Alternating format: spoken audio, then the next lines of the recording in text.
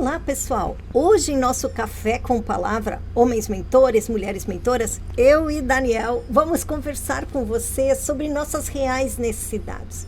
Tanto Daniel quanto eu temos tido experiências fantásticas de termos amigos mais chegados que irmãos em nossos microgrupos de discipulado que nos levam até Jesus e podemos ali deixar Jesus revelar a nós as nossas reais necessidades. Que experiência inédita tem sido essa para nós? Vamos conversar a partir do encontro de Jesus ou do encontro dos 4 amigos e o paralítico com Jesus. Bem-vindo ao nosso Café com Palavra. Bem-vinda. Bem-vindo ao nosso Café com Palavra.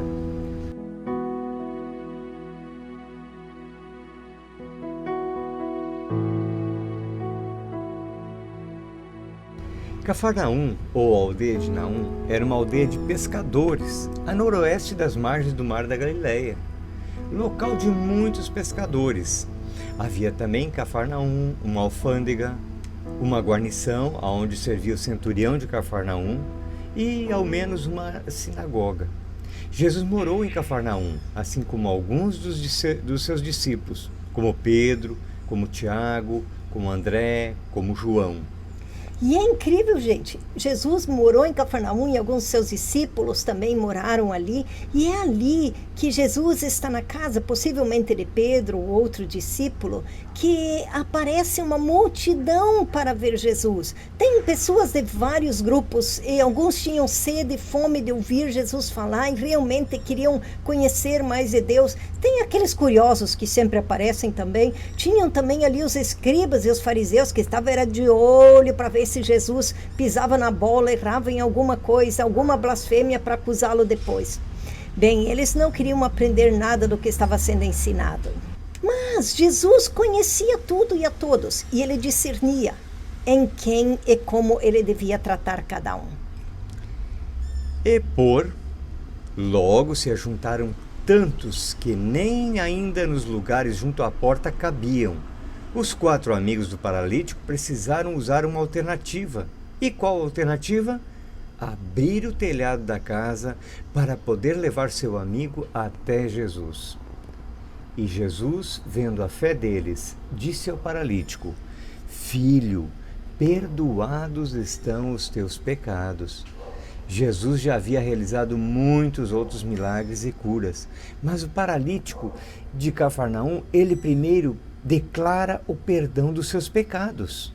Uau, deve ter dado trabalho para esses amigos colocar esse paralítico ali para dentro da casa. Mas eles não desistem. E ao perdoar o paralítico, Jesus estava respondendo a um problema, queridos e queridas, que não estava visível, talvez nem para o próprio paralítico, nem para os seus amigos, nem para os escribas e fariseus que estavam ali de olho, que se escandalizaram com a fala de Jesus. Jesus foi além do que os amigos ou as autoridades religiosas sabiam sobre o paralítico, sobre seu problema real. O paralítico de Cafarnaum poderia estar com uma culpa enorme. Talvez poderia ser uma culpa por não ter sido o bom judeu, o bom pai, o bom marido, ou tudo o que ele deveria ser e não estava dando conta de ser. Ou uma grande tristeza, vergonha ou mágoa que o levou a ficar adoecido. Mas fato é que Jesus começa a cura dele, perdoando os seus pecados. E isso é um processo lindo.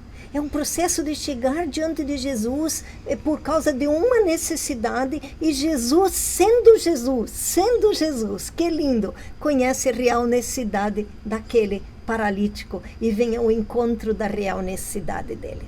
E interessante que aqui Jesus juntou o pecado à doença e não dá para saber qual veio primeiro. Pode ser que houve um pecado que levou à doença. Ou pode ser que por causa da doença o homem ficou amargurado e culpou a Deus. Ou de alguma outra forma pecou contra Deus. Jesus coloca a cura espiritual lado a lado com a cura física. E existem 2 grandes enfermidades, a física e a espiritual. A física pode ser curada por meio de remédios ou da intervenção divina. A segunda, apenas por Jesus. A primeira pode trazer infelicidade, mas a segunda, ela traz a morte eterna. É que bom que em Jesus nós podemos ter essa cura. E o Evangelho, ele relata que muitos outros experimentaram a cura e o perdão de Jesus. E é interessante que quando as pessoas chegavam até Jesus, olha só, Jesus não se deixava iludir pelo que as pessoas chegavam dizendo que eram as suas necessidades. A gente vê inclusive lá com o paralítico no tanque de Betesda, o que Jesus pergunta para ele? Afinal de contas, você quer ser curado? Você quer ser curado. Parecia ilógico, né? Parecia ilógico, mas Jesus faz com que ele de fato se conecte com aquilo que realmente ele quer. E nós temos outras situações que Jesus levou pessoas a ir além delas mesmas, do que elas sabiam sobre si. Perceba como Jesus levou Marta, Maria, Zaqueu, a mulher lá do poço, a mulher samaritana, a mulher que ungiu ele. Todos esses Jesus levou a identificar algo que faltava neles. E eles buscavam suprir essa falta com um desvio de uma maneira. Então Jesus não ficou acusando o erro deles. Jesus levou eles a identificar a sua real necessidade para então convidar eles a mudar. Afinal de contas, o que Zaqueu buscava no dinheiro? Que após o encontro com Jesus, ele abre mão daquilo que ele buscava, porque ele encontrou, agora ele pode abrir mão e dar boa parte do seu dinheiro, devolver onde ele enganou.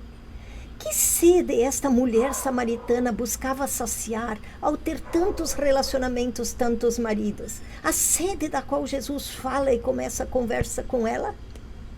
Ou como Marta é convidada por Jesus a reorientar o seu desejo de adorar a Jesus pelo servir, e agora Jesus a reorienta e a convida a adorar a Jesus, ficando aos pés do Mestre como Maria.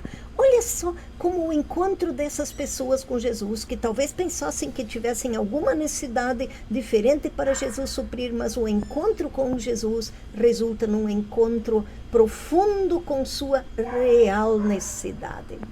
A partir dessa experiência da cura do paralítico, podemos perceber que Jesus sabe melhor do que eu mesmo, ou do que qualquer outra pessoa, onde ou no que eu preciso experimentar a cura ou a intervenção dele na minha vida.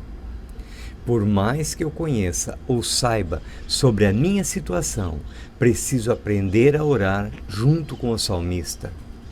Sonda-me, ó Deus, e conhece o meu coração.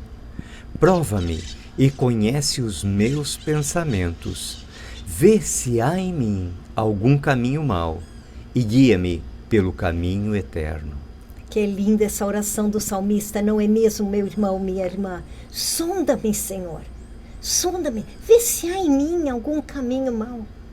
Querido, querida, busque se encontrar com Jesus quando você lê a palavra. Deixe que o Espírito Santo revele a você quais áreas da sua vida o Pai lhe está convidando a crescer. Deixe que o Espírito Santo revele a você quais pecados Ele quer que você confesse e deixe. O que você deve abrir mão, que não são pecados, mas que embaraçam o seu crescimento. Hebreus 12 diz que nós devemos prosseguir, mas também devemos deixar aquilo que nos embaraça, o peso ou o pecado que tenazmente nos assedia. Nós devemos deixar aquilo que não é pecado, inclusive, mas que nos embaraça de crescer. Experimente ouvir Jesus, a voz de Jesus para a sua vida. Viva um discipulado relacional transformador. Tenha amigos como esse paralítico teve, amigos mais chegados que irmãos, que levam você até Jesus. Discipulado é caminhar com irmãos e irmãs, experimentando primeiro o discipulado de Jesus em minha vida e depois o discipulado de Jesus em minha vida, caminhando com irmãos e irmãs que me levam até Jesus. Discipulado sempre começa com Jesus e acontece na presença de Jesus.